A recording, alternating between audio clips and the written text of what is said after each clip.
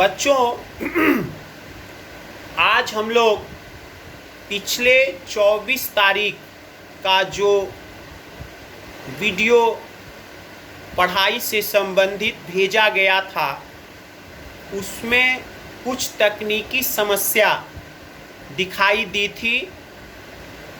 अतः उस दिन में हम लोग जिस विषय का अध्ययन किए थे उसी का पुनरावृत्ति आज हम लोग फिर से करेंगे। तो उस दिन हम लोग चैप्टर 3 के अंतर्गत जो अपवाह प्रतिरूप पाठ था उसमें हम लोगों ने 3 अपवाह प्रतिरूप के बारे में अध्ययन किया था। पहला आपका जालीनुमा अपवाह प्रतिरूप, दूसरा आयताकार अपवाह प्रतिरूप और तीसरा जो विषय था वो था आपका वलयाकार अपवाह प्रतिरूप। तो सबसे पहले हम लोग जालीनुमा अपवाह प्रतिरूप के बारे में अध्ययन करेंगे। जालीनुमा अपवाह प्रतिरूप, इस अपवाह प्रतिरूप में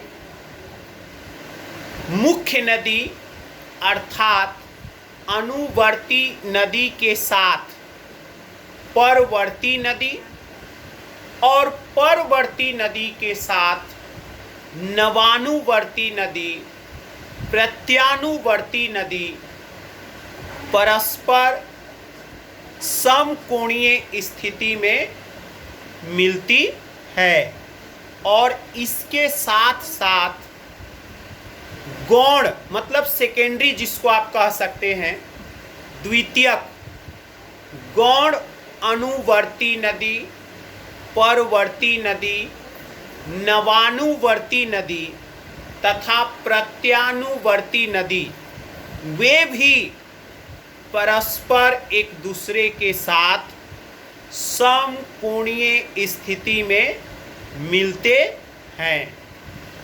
तब ऐसे अपवाह प्रतिरूप विकसित होता है। तो इस तरह के अपवाह प्रतिरूप में नदियां संपूर्ण रूप से भूतात्विक संरचना के द्वारा प्रभावित होती है और अपनी घाटी का निर्माण करती है। तो इस अपवाह प्रतिरूप का नियंत्रक क्या हुआ? परस्पर सजा हुआ कठोर तथा कोमल चट्टानें जो समनत संपन्न है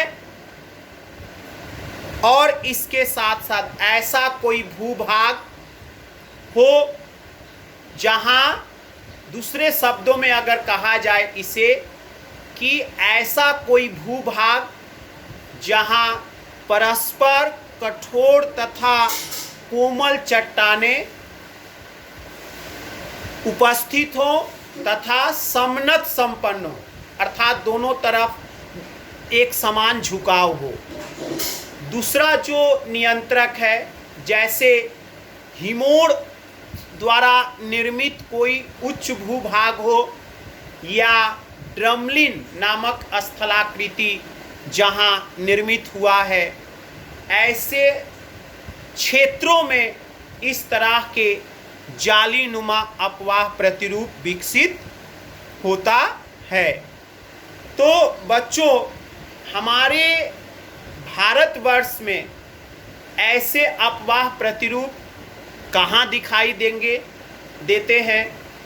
दक्षिण भारत के अंतर्गत कृष्णा नदी के अपवाह क्षेत्र में ऐसे नदी प्रवाह प्रणाली विकसित होता है। तो ये आपका पहला नंबर का जो अपवाह प्रतिरूप था। दूसरा आयताकार अपवाह प्रतिरूप। बच्चों इस तरह के अपवाह प्रतिरूप में भी मुख्य नदी और उसकी सहायक नदी परस्पर एक दूसरे के साथ समकोणीय स्थिति में मिलती हैं। तो ऐसे अपवाह प्रतिरूप के विकास के लिए या विकसित होने के लिए धरातल पर दरारों या संधियों का होना आवश्यक है। तो जैसा कि हम लोग जानते हैं कि संधियां वे कमजोर भाग हैं धरातल के जहां अपर्दन या कटाव आसानी से होता है। तो जब इन दरारों या संधियों से होते हुए नदी प्रवाहित होती है तो नदियां इन संधियों को अपर्दित करती है और उसे गहरा करने का कार्य करती है और कालांतर में नदियां इन संधियों से होकर प्रवाहित होने लगती हैं। तब ऐसे आयताकार अपवाह प्रतिरूप विकसित होता है। तो बच्चों, जिन चट्टान की अगर बात की जाए तो ग्रेनाइट या बालू पत्थर ऐसे चट्टानों में दरारें या संधियां अधिक पाई जाती हैं। तो इसीलिए ऐसे चट्टानों पर आयताकार अपवाह प्रतिरूप विकसित होता है। तो इस तरह से बच्चों एक और बात बता दें कि जालीनुमा और आयताकार नदी प्रवाह प्रणाली में जहां एक ओर कुछ समरूपता है तो कुछ अंतर भी है। समरूपता ये है कि दोनों प्रकार के नदी प्रवाह प्रणाली में नदियां, मुख्य नदी और उसकी सहायक नदियां परस्पर समकोणीय स्थिति में मिलती हैं। परंतु एक सूक्ष्म अंतर ये भी है कि आयताकार नदी प्रवाह प्रणाली में सहायक नदी मुख्य नदी से अधिक दूरी पर स्थित रहती है। वहीं दूसरी ओर जालीनुमा अपवाह प्रतिरूप में सहायक नदी मुख्य नदी से कम दूरी पर स्थित रहती है। तो बच्चों ये मुख्य अंतर है। भारतवर्ष में आयताकार नदी प्रवाह प्रणाली कहाँ विकसित हुआ है? अरावली पर्वत के पश्चिमी क्षेत्र में जो नदियाँ प्रवाहित होती है वो अपने प्रवाह मार्ग में ऐसे नदी अपवाह प्रतिरूप विकसित की है। तो बच्चों ये दो हुए, दूसरे प्रकार का अपवाह प्रतिरूप हुआ। तीसरा जो अपवाह प्रतिरूप उस दिन हम लोग अध्ययन किए थे वो था आपका वलयाकार अपवाह प्रतिरूप। तो वलयाकार अपवाह प्रतिरूप के अंतर्गत किसी गुंबद नुमा उच्च भूमि को केंद्रित करके जब नदियां चक्राकार रूप में प्रवाहित होती है तो ऐसे अपवाह प्रतिरूप विकसित होता है। तो इसका मुख्य नियंत्रक क्या हुआ? केंद्र में स्थित कोई गुंबद नुमा उच्च भूमि होना चाहिए। तो जैसा कि हम लोग जानते हैं बच्चों कि इस तरह के अपवाह प्रतिरूप में किसी गुंबदनुमा उच्च भूमि के अंतर्गत जब असमान कठोरता पाई जाती है, असमान कठोरता का मतलब ऐसे उच्च भूमि क्षेत्र में कठोर तथा कोमल चट्टानें एक साथ पाई जाती हो, तो इसी को हम लोग असमान कठोरता कह रहे हैं। तो किसी गुंबदाकार उच्च भूमि में चट्टानों की जो परतें हैं वो कठोर तथा कोमल दोनों प्रकृति की हो, तो जैसा कि हम लोग जानते हैं कि अपक्षरण क्रिया के द्वारा कोमल चट्टानें आसानी से टूट जाते हैं, परंतु कठोर चट्टानें आसानी से नहीं टूटते। तो वो वैसे ही यथावत खड़े रहते हैं या यथावत उसी जगह पर पाए जाते हैं।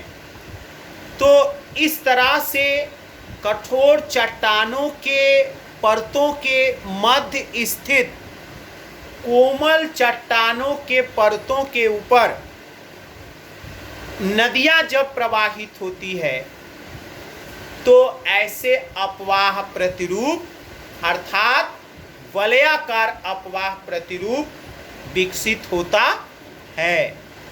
तो इस तरह से बच्चों इसका उदाहरण क्या है, हमारे भारतवर्ष के अंतर्गत हमारे भारतवर्ष में ऐसे अपवाह प्रतिरूप हजारीबाग पठार अर्थात जैसा आप जानते हैं छोटानागपुर पठार का ही अंश है।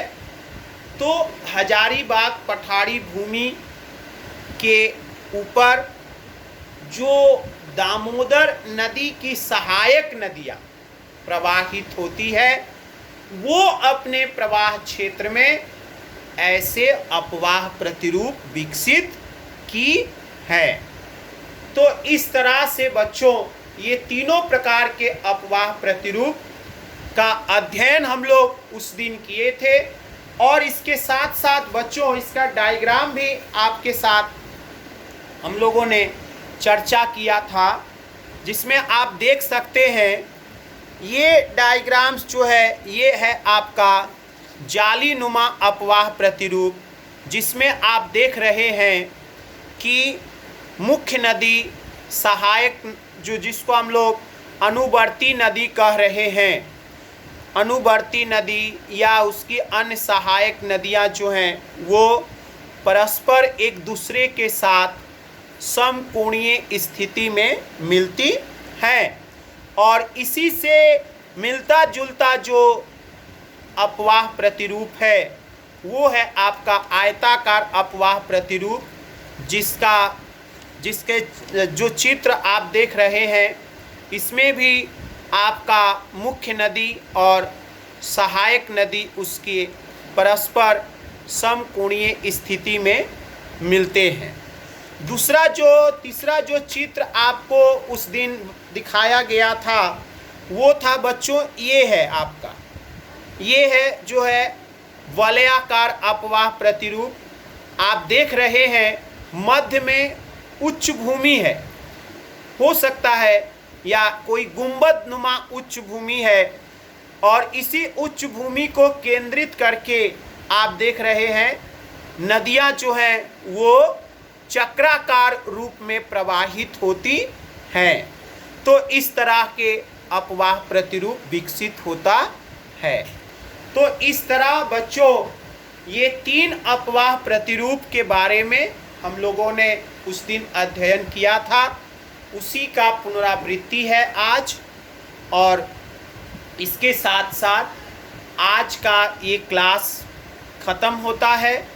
अगले दिन हम लोग एक नए पाठ को लेकर अर्थात चैप्टर 4 को लेकर अपनी अध्ययन को अपनी पढ़ाई को आगे बढ़ाएंगे। धन्यवाद।